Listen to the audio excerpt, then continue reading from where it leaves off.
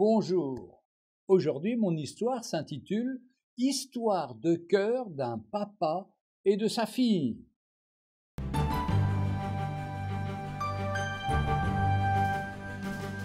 Une belle petite fille de presque 6 ans, pleine de vie, aux boucles brunes, accompagnait sa maman dans un supermarché lorsqu'elle aperçut un collier de perles roses, toutes brillantes, accroché à un présentoir.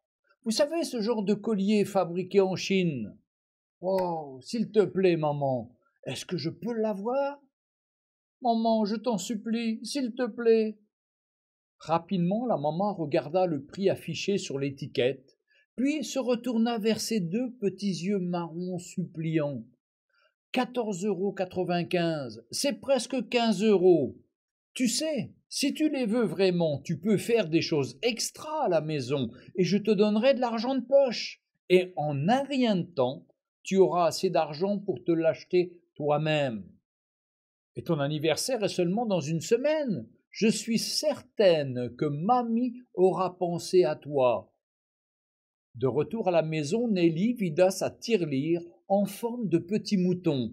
Elle calcula 1,95 €. Après le dîner, elle fit plus que demander pour aider à la maison. Et ensuite, elle alla chez la voisine, Madame Durand, pour lui demander si elle pouvait arracher les mauvaises herbes de ses jardinières.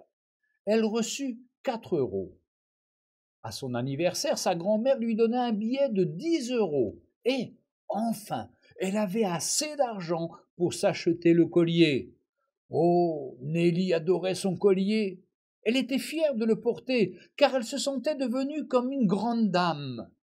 Elle le portait partout, le dimanche à l'église, à la garderie, même au lit. Les seules fois où elle l'enlevait, c'était pour nager ou pour prendre son bain, car sa maman lui avait dit que si ses perles roses étaient mouillées, le brillant perdrait de son éclat. Nelly avait un papa qui l'aimait beaucoup, et chaque soir, quand il était temps de la mettre au lit, il arrêtait tout ce qu'il faisait pour aller lui raconter une belle histoire.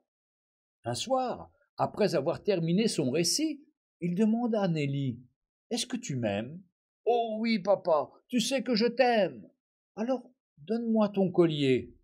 Oh papa, pas mon collier. Tu peux avoir ma poupée princesse avec son cheval à bascule, ou encore le cheval blanc de ma collection, celui avec la queue rose. Tu te souviens, papa? C'est toi qui me l'avais offert. C'est mon préféré. C'est ok, ma puce. Papa t'aime. Bonne nuit. Et comme toujours, il lui effleura la joue par un baiser. Environ une semaine plus tard, après le conte du soir, le papa de Nelly lui demanda encore: Est-ce que tu m'aimes? Papa, tu sais que je t'aime. Alors, donne-moi ton collier, ma fille. Oh, papa, pas mon collier. Mais tu sais, tu peux avoir ma poupée, la nouvelle, la Barbie. Elle est toute neuve, celle que j'ai reçue pour mon anniversaire. Elle est si belle, et tu peux même avoir la petite couverture jaune qui est de la même couleur que ses souliers. C'est ok, dors bien, que Dieu te bénisse, ma puce, papa t'aime. Et comme toujours, il lui caressa la joue tendrement avec un baiser. Plusieurs jours passèrent, et un soir, quand son papa entra dans la chambre, Nelly était assise, les jambes croisées à l'indienne, au pied de son lit. Comme il s'approchait d'elle, il remarqua son petit menton, tout tremblant, et une larme qui coulait sur sa petite joue. « Mais qu'as-tu, Nelly? Qu'est-ce qui se passe ?» Nelly, tout en restant silencieuse, leva ses petites mains menues vers son papa, et quand elle les ouvrit, le collier en plastique y était. Avec une voix tremblante, elle lui dit: « Voilà, papa, c'est pour toi. » Le gentil papa de Nelly ne pouvait plus contenir ses larmes qui inondaient son visage. Il prit les fausses perles d'une main et de l'autre sortit de sa poche un étui en velours rouge avec un collier en or, et il le lui donna. Il les avait depuis le début, il attendait seulement qu'elle lui donnât les fausses perles pour qu'il puisse lui donner le vrai trésor. Comme ce papa, Dieu attend de nous qu'on lui donne les choses fausses, ce à quoi on tient dans notre vie, pour les remplacer par un trésor magnifique. Tenez-vous à quelque chose que Dieu veut que vous vous débarrassiez. Avez-vous dans votre vie des choses qui ne sont pas nécessaires et qui vous font mal? Des habitudes, des activités auxquelles vous êtes si habitué et attaché qu'il semble impossible de s'en débarrasser.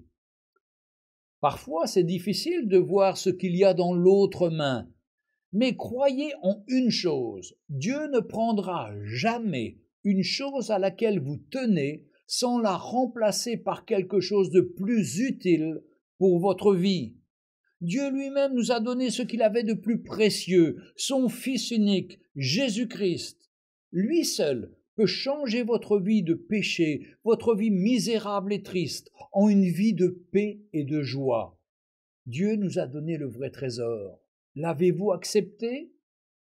Sa parole nous dit dans l'évangile de Jean, chapitre 3, verset 16, « Car Dieu a tellement aimé le monde qu'il a donné son Fils unique, afin que quiconque, c'est-à-dire toi et moi, croit en lui, ne périsse point, mais qu'il ait la vie éternelle. » Avez-vous reçu ce cadeau de Dieu?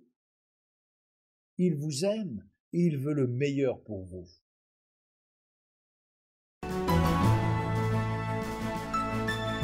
Retrouvez Un jour une histoire sur www.365histoire.com.